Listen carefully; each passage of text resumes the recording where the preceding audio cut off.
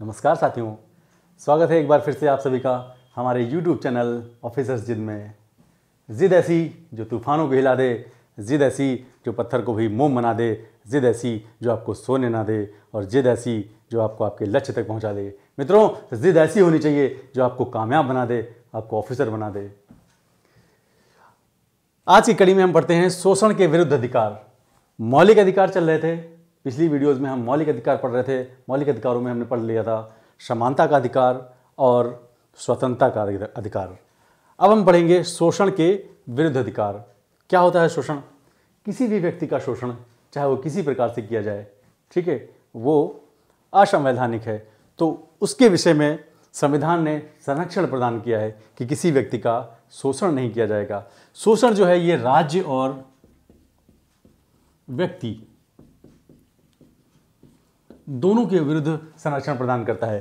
राज्य भी किसी व्यक्ति का शोषण नहीं कर सकता है और कोई व्यक्तिगत रूप से किसी व्यक्ति का शोषण नहीं कर सकता है। और ये ऐसे अधिकार हैं जो आत्यांतिक नहीं है, मतलब इसमें किसी प्रकार का कोई अपवाद नहीं लगाया जा सकता है। ठीक है, तो बात करते हैं हम शोषण के विरुद्ध अधिकार की। पहला अधिकार है आर्टिकल नंबर 23, कहता है मानव दुर्व्यापार एवं बलात् श्रम पर प्रतिबंध।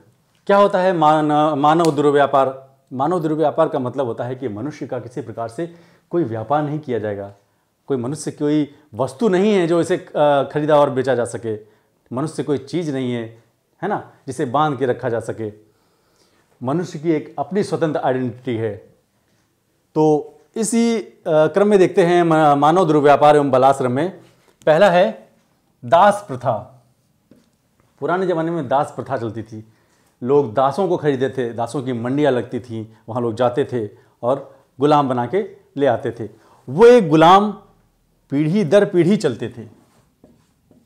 पीढ़ी दर पीढ़ी कहने का मतलब हम खरीद के लाए दास को, फिर दास के जो बच्चे होंगे वो भी हमारे गुलाम होंगे, उनके बच्चे होंगे वो भी हमारे गुलाम होंगे।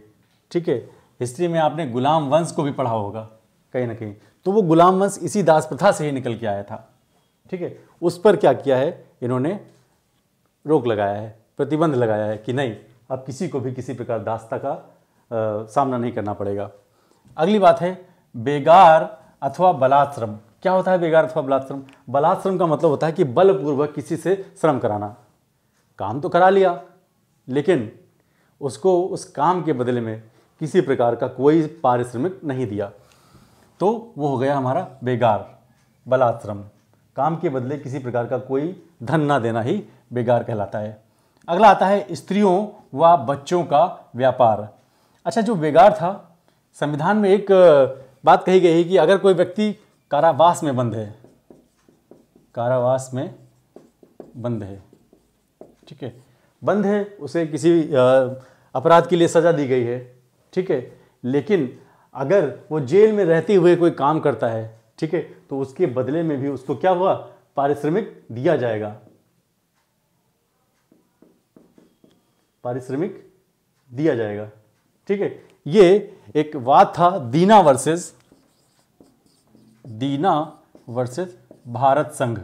भारत संघ 1989। इस वाद में कहा गया कि अगर कोई व्यक्ति कैदी है, ठीक है, कारावास उसको हो चुकी है और उसको सजा हो चुकी है, कैदी की तरह है, ठीक है, और उससे वहाँ पर काम कराया जा रहा है किसी प्रकार का, तो उसके बदले में उसको कुछ ना कुछ धन दिया जरूर जाएगा। उसके श्रम के बदले में उसको पारिश्रमिक दिया जाएगा। ठीक है, ये संरक्षण हमारा संविधान हमें प्रदान करता है। अगला कहता है स्त्रियों व बच्चों का व्यापार। मित्रों, किसी प्रकार स्त्री खरीदी बेची नहीं जा सकती। कोई वस्तु की चीज़ नहीं है स्त्री, ना ही कोई जो बच्चे हैं उनका किसी प्रकार नैतिक व्यापार नहीं किया जा सकता है। स्त्रियों व बच्चों का किसी प्रकार से नैतिक व्यापार नहीं किया जा सकता है। ठीक है, इस तरह से कहीं ना कहीं जो यौन शोषण हो रहा है उससे भी हमारे संविधान ने इस पर सुरक्षा प्रदान कराई है। अगली बात है मनुष्यों का क्रय विक्रय। मनुष्य कोई वस्तु नहीं है, कोई चीज़ नहीं है, ठीक है, तो उसको ध्यान में रखते हुए हमारे संविधान ने, ठीक है, एक अधिकार दिया है कि मनुष्यों का किसी प्रकार से क्रय विक्रय नहीं किया जा सकता है। अगला है बंधुआ मजदूरी। बंधुआ मजदूरी का मतलब समझेंगे यहाँ पर। बंधुआ मजदूरी का मतलब होता है, अगर मान लीजिए हमने किसी से कोई उधारी ली, ठीक है, उस उधारी के बदले में वो जिसने उधारी ली है वो उसका ब्याज नहीं चुका पा रहा है, ना ही उसका मूलधन चुका पा रहा है, तो उसके बदले में कहा कि ठीक है तुम आके हमारे घर पे काम करो। तो जब काम करेगा तो वो कहेगा कि नहीं, आप जो काम कर रहे हो, ठीक है, ये तो सिर्फ और सिर्फ ब्याज के बदले में कर रहे हो, ठीक है, मूलधन तो है ही नहीं। इस तरह से वो एक ट्रैप में फंस जाता है और जिंदगी भर क्या करता है, उसके वहाँ काम करता रहता है, बंधुआ मजदूर की तरह। तो आपने देखा होगा कि बंधुआओं के हाथों पर ऐसे ठप्पा लगाने की प्रथा थी पहले कि ये बंधुआ हैं, ठीक है, ये ब्याज अदायगी कर रहे हैं।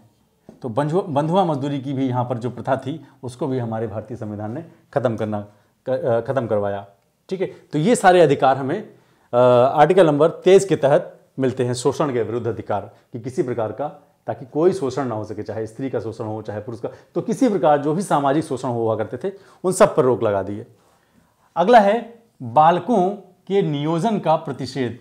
आर्टिकल नंबर 24 कहता है कि बालक किसी ऐसी जगह पर नौकरी करने के लिए नहीं रखे जाएंगे जहां पर, ठीक है, उनके जीवन के लिए कुछ खतरा है ना।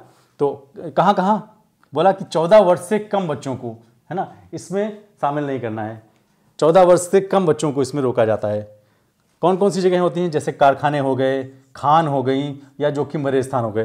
कारखाने भाई बहुत सारी वहाँ पर मशीनरी लगी होती है बड़ी बड़ी, है ना, तो कोई भी वहाँ पर खतरा हो सकता है बच्चों को, अगर मान लीजिए वो बच्चे वहाँ काम कर रहे हैं, ठीक है, कारखानों में, तो मशीनों से उनको खतरा है।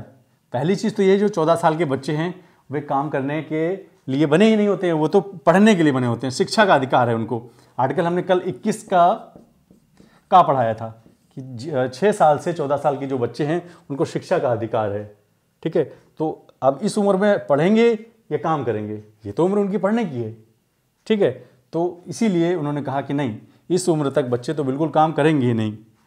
तो इसी क्रम में उन्होंने कहा कि खानों में भी ऐसा नहीं हो सकता। भाई खान खुदाई, जैसे कोयले की खान है, तो वो भी बहुत ही कह सकते हो एक प्रकार से ऐसी जगह है जहाँ पर बहुत जोखिम है ना, तो उस जगह पर भी यहाँ पर कहा कि बच्चों को यहाँ पर नहीं रखा जा सकता है। अगला है जोखिम भरे स्थान।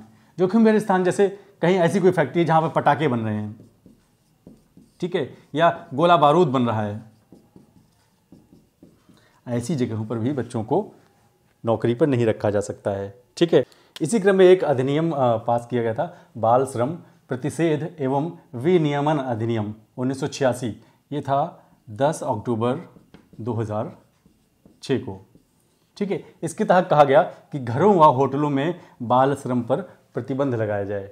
घरों में भी और होटलों पर भी किसी भी बालक जो भी 14 साल से कम उम्र का है उसको हम काम में नहीं लगा सकते हैं। हालांकि ये घर पर और होटल में कोई ऐसा जोखिम भरा काम नहीं होता है, लेकिन इसलिए कहा क्योंकि घर पर और होटल में अगर बच्चे काम करेंगे तो पढ़ने कब जाएंगे, ठीक है, उनका भविष्य क्या होगा।